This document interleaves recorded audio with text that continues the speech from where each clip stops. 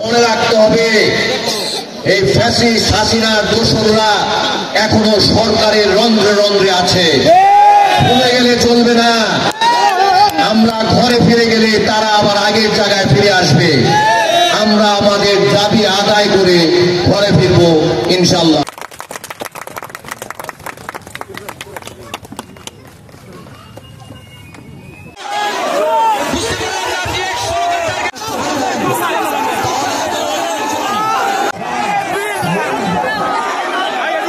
আসরের আজান হয়ে গেছে, 4টায় জামাত।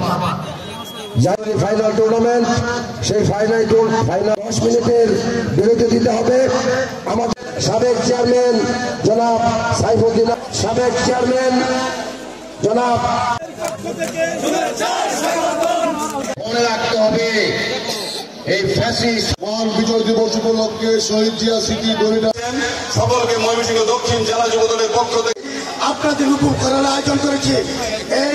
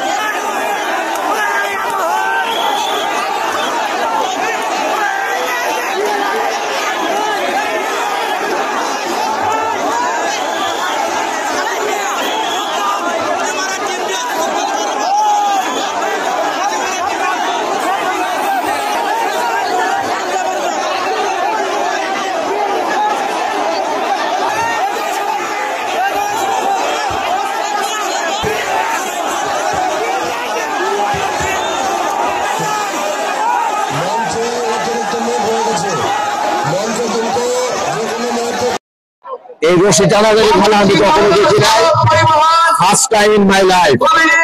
আমি আশা করি খেলাটা খুব সুন্দর হবে, মানুষের উৎসাহ উদ্দীপনা অনেক বেশি, ভালো হবে ইনশাল্লাহ। আমাদের নেতা তারেক রহমান সাহেব একটা কথা বলেছেন, আপনারা খেয়াল করে দেখবেন, জিয়াউর রহমান সাহেবের সময় উনি যখন দেশের রাষ্ট্রপ্রধান ছিলেন তখন সারা বাংলাদেশে বিভিন্ন ধরনের খেলার আয়োজন হয়েছে, এটাও একটা লোকাল খেলা। উনিও সারা বাংলাদেশে আমাদেরকে নির্দেশনা দিয়েছেন যে জায়গায় যে খেলা, যে জায়গায় সে খেলা চালু করে দেওয়ার জন্য। আমরা সেভাবে আয়োজন করেছি সারা বাংলাদেশে। মুক্তাগাছায় গুটি খেলা হবে, আপনাদেরকে দাওয়াত দিব আমরা। এটা আসলে এই অঞ্চলের একটা ঐতিহ্যবাহী খেলা। তো এই জায়গাতে পানের স্বতঃস্ফূর্ততা, হাজার হাজার লোক এই খেলাটা দেখতে আসছে, এবং আমার মনে হয় যে আমরাও আজকে এই জায়গায় এসে এই খেলা দেখে অভিভূত। এবং ওখানকার এটা ঐতিহ্য, যেহেতু এটা ধরে রাখার বিষয় নাই, এটা বছরের প্রতি বছরই অনুষ্ঠিত হবে। আমরা উৎসাহিত করতেছি, আমরা উৎসাহিত হবে, এবং পরবর্তী সময়ে এটা শুধুমাত্র খেলা না, এটা একটু সামাজিক মেল বন্ধন তৈরি হচ্ছে, সামাজিক বন্ধন তৈরি হচ্ছে, মানবিক বন্ধন হচ্ছে, পারিবারিক সৌহার্দ্য সম্প্রীতি বাড়ছে। এটা ইনশাল্লাহ আমরা প্রতি বছর উৎসাহিত করার জন্য আমরা এটা মহান বিজয় দিবস উপলক্ষে আমাদের স্বাধীনতা যুদ্ধের মহান ঘোষক জিয়াউর রহমান আমাদের প্রিয় নেতা বিএনপি ভারপ্রাপ্ত চেয়ারম্যান তারেক রহমান হারিয়ে গেছে।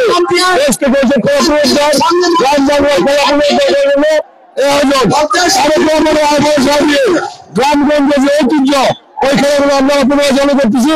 আজকে দেখছেন হাজার হাজার মানুষ সেখানে রয়েছে। আজকে জিয়াউর রহমানকে এই দেশের স্বাধীনতার অমরনাথ এই প্রজন্মকে বুঝিয়ে দেওয়ার জন্য আজকের এই আয়োজন, এই আয়োজনটার একমাত্র উদ্যোক্তা তারেক রহমান। ধন্যবাদ। অনুরোধ করছি নেতা আমাদের রাজনৈতিক অভিভাবক বাংলাদেশ প্রথম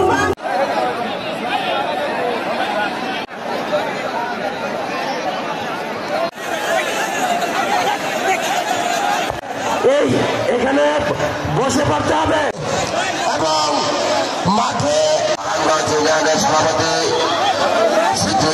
বলবেন এই 3 জন ব্যতীত আর আপনারা যারা